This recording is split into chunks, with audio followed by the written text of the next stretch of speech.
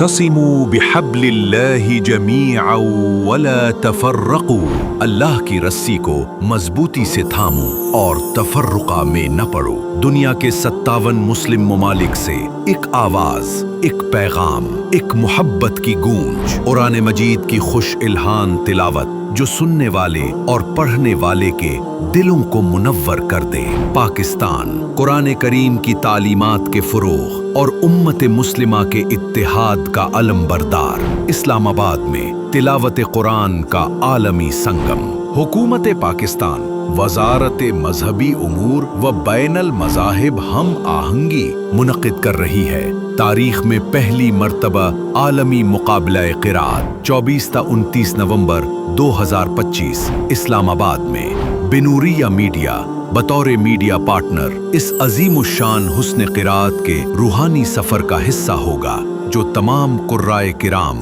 اور پروگرام کے ایمان افروز لمحات کو آپ تک پہنچائے گا۔